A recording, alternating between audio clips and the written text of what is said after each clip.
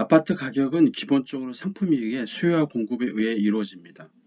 그렇지만 근본적으로 살펴보면 아파트 가격 형성 함수로는 단기적으로는 금리, 중기적으로는 아파트 입주 물량, 장기적으로는 인구 변화를 우리가 살펴볼 수 있고 이 변수가 크게 영향을 미침을 알 수 있습니다. 먼저 장기적으로 영향을 주는 인구에 대해서 알아보겠습니다. 2020년도 내국인 생산 연령 인구는 3,500만 명이고 2040년대는 2,600만으로 급감할 것으로 보입니다. 여기서 생산 연령 인구는 15세에서 64세까지 인구를 말합니다. 그리고 한국전 이후 태어난 이제 베이비 세대가 이제 본격적으로 이제 60대에 접어들어 가지고 2040년대에는 1,700만 명의 고령 인구가 근접할 것으로 보입니다. 2040년이면 지금부터 한 18년 후죠. 한국 인구 3명 중 1명이 노인에 속한다는 얘기입니다.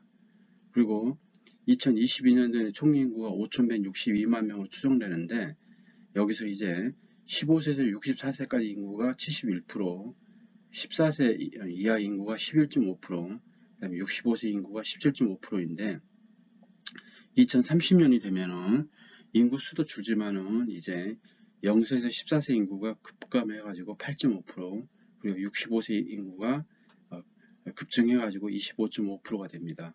우리가 여기서 볼 수 있는 거는 이제 생산 연령 인구가 줄어들고 그 다음에 유아 인구가 급감한다는 겁니다. 그러면서 구체적으로 통계청 자료를 보면은 2022년도 자료를 보겠습니다.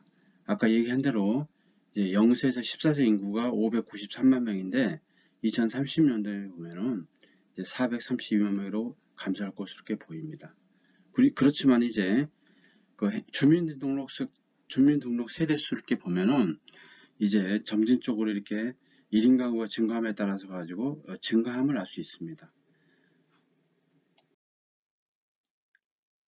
행정구역별 성별 인구수를 보면은 이제 서울은 인구가 이렇게 감소하고 있습니다. 그렇지만 경기도하고 세종하고 인천은 인구가 증가하고 있습니다.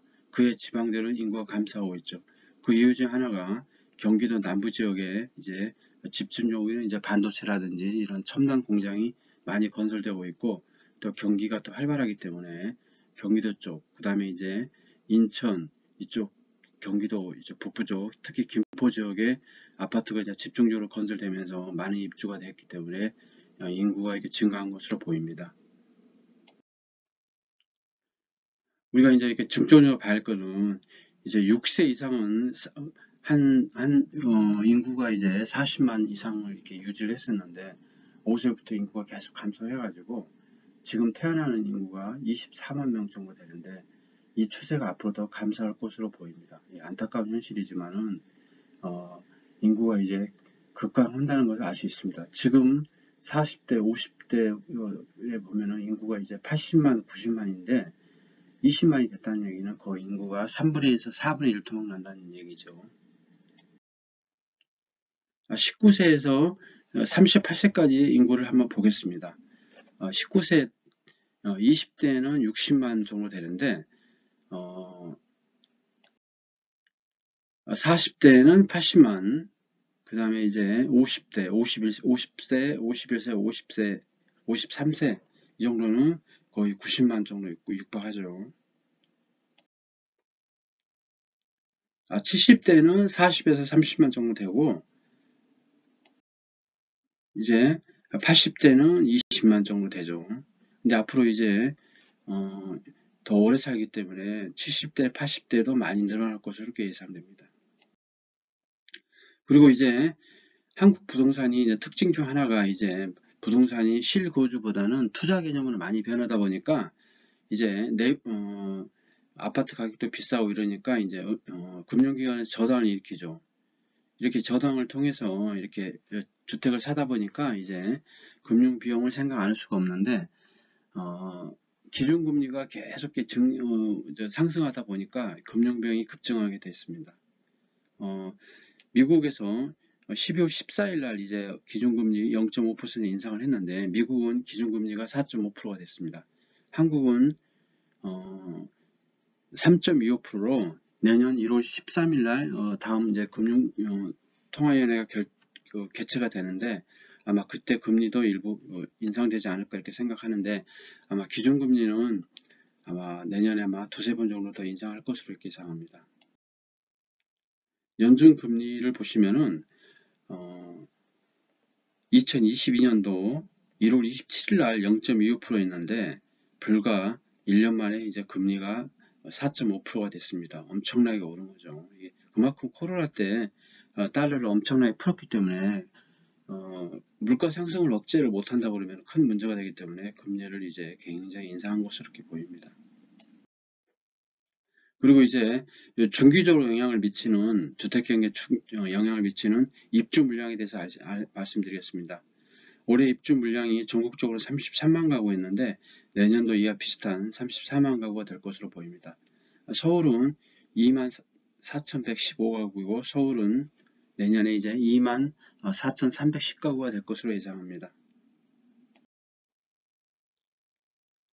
2013년에서 2022년 10년 동안의 평균 주택 입주량이 33만 호였고 수도권은 15만 가구, 비수도권은 17만 가구였는데 2023년도에도 이와 비슷할 것으로 이렇게 보입니다. 2023년도에는 아파트 입주량은 34만 가구, 그 다음에 수도권이 17만 가구, 비수도권이 17만 가구 이렇게 해가지고 34만 가구 정도 되는데 특히 수도권에서 우리가 봐야 할 것은 이제 강남 지구에 한 6천에서 7천 가구 정도 입주한다는 겁니다. 이게 가격에 굉장히 크게 영향을 미칠 것으로 이렇게 보입니다. 이 집값이 급락하고 기준금리가 또 굉장히 또 상승하고 있고 그 다음에 이제 유동성을 확보를 못한다는 것은 결국은 이제 입주가 굉장히 저조할 수 있다는 생각하고 그 다음에 이제 건설사 부도가 증가할 것으로 이렇게 보입니다. 반기별 아파트 입주 물량을 보면은 평균적으로 한 34만 가구 되는데 최근에 2018년도에 46만 가구를 공급하고 2019년도에 42만 가구 아파트가 굉장히 그 가격이 올라갔을 때 공급이 집중적으로 늘었죠.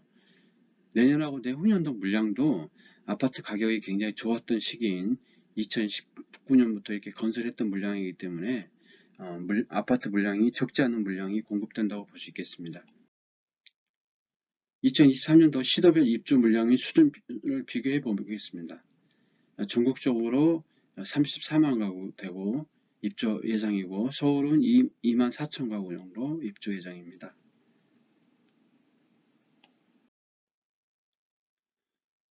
2023년도를 봤는데 2024년도 이와 비슷할 것으로 이렇게 보이고 2022년도 7월부터 2024년 6월까지 약 2년간 아파트 공급량을 보면은 서울이 74,200가구, 경기도가 25만 가구, 인천이 8만 가구가 공급되었습니다.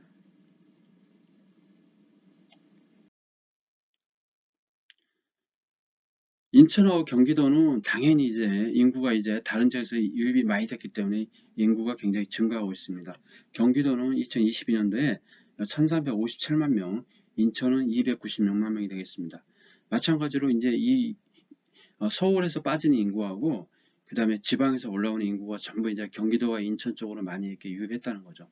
경기도는 이제 경기도 남부 지역에 첨단 공장이 많이 건설되면서 젊은 인구가 많이 유입되었고 인천은 이제 신도시가 많이 개발되면서 그쪽으로 입주가 많이 됐죠. 서울의 전세가가 워낙 비싸다 보니까 많은 입주가 되었는데 내년 내후년에도 마찬가지로 경기도와 인천은 인구가 계속 증가될 것으로 보입니다.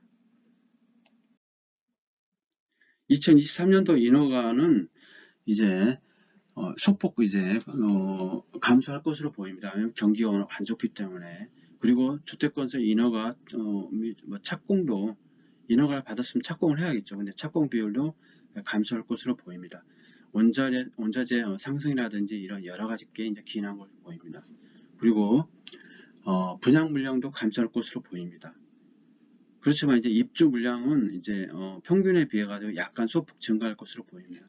이 얘기는 2024년도까지는 입주 물량이 약간 증가하겠지만 2025년부터는 굉장히 이제 입주 물량이 적다는 걸 알 수 있겠습니다. 왜냐하면 아파트 건설 기간은 통상 이제 3년에서 4년 정도 소요되기 때문에 신도시 개발이 이제 원래 이제 계획대로 진행되지 않는다고 그러면은 2025년부터는 이제 아파트 입주 물량이 감소할 것으로 예상합니다. 이제 전세가 굉장히 급격하게 하락하고 있죠. 왜냐하면 기준금리가 계속 오르고 있기 때문에 대출금리도 굉장히 오르고 있기 때문에 전세의 월세화도 많아지고 또 전세 가격이 급락하고 있는데 매매 가격 역시 급락하고 있습니다. 서울 아파트가 입주 물량이 이제 내년하고 내후년에 2024년, 22년과 비슷하지만은 이제 강남 지역의 아파트가 많이 입주할 것으로 보입니다. 2024년, 23년도에는 한 6천 가구 정도 이렇게 서울에 이제 강남권에 공급될 것으로 보이고 2024년도에도 그 정도 될 것으로 보입니다. 2025년 1월 달에는 이제 둔촌 주공 아파트가 이제 12,000세대가 이제 입주하는데 엄청나게 큰 물량이죠. 그래서 2024년도 말이나 2025년 초에 약간의 공급이 서울 쪽에 집중된다고 그렇게 볼 수 있겠습니다. 경기도도 보면은 이제 경기도 남부를 중심으로 해가지고 아파트가 이제 많이 공급될 것으로 이렇게 보입니다. 인천도 인천의 김포라든지 인천 인근 지역에 이제 신도시 개발이라든지 서울 지역의 전세 가격이 많이 올랐던 영향 때문에 굉장히 이제 아파트 입주가 많이 됐습니다. 지금까지 아파트를 가격을 결정하는 함수에 대해서 말씀드렸습니다. 단기적으로 보면은 이제 기준금리가 되겠고, 중기는 아파트 입주 물량이 되겠습니다. 장기는 이제 인구 변화가 되겠죠. 단기적으로는 현재 기준금리가 앞으로 한 두 번 내지 세 번 정도 인상을 할 것으로 이렇게 보이기 때문에 내년에도 마찬가지로 고금리가 예상되기 때문에 상당히 이제 금융 비용이 굉장히 지출이 증가될 것으로 이렇게 보이기 때문에 단기적으로 아파트 가격이 상승할 것으로는 어려울 것 같습니다. 그리고 이제 중기적으로 보면은 이제 아파트 입주 물량을 보면은 이제 서울하고 그다음에 수도권 쪽에 이제 아파트 공급이 이제 평균 이상이기 때문에 공급 쪽에서는 이제 아파트 가격에는 부정적으로 보입니다. 그렇지만 2025년 이후에는 아파트 입주 물량이 급감하기 때문에 아파트 가격이 이제 계속 약세로 될지는 모르겠습니다. 그 다음에 이제 장기적으로 보면은 이제 인구가 이제 급감하고 있고 또 생산 가능 인류가 감소하기 때문에 이것도 이제 아파트 가격에는 부정적으로 보입니다. 이걸 타기 위해서는 출산율을 높인다든지 아니면 이제 적극적인 이민 정책을 통해 가지고 인구 보존이 필요하겠죠. 지금까지 이제 아파트 가격을 형성하는 이제 단기, 중기, 이제 장기에 대해서 알아봤습니다. 이걸 이제 자기가 이제 어떤 입장인지, 아파트를 사야 하는 사람인지, 아니면 아파트를 팔아야 하는 사람인지, 아니면 전세를 살아야 하는 사람인지 따라 가지고 입장이 이제 바뀌겠죠. 그렇지만은 요거를 이제 면밀하게 한번 단기, 중기, 장기적으로 관심을 갖고 아마 투자에 어떤 참고를 한다고 그러면은 큰 도움이 되지 않을까 이렇게 생각합니다. 구독, 좋아요 부탁드리겠습니다. 감사합니다.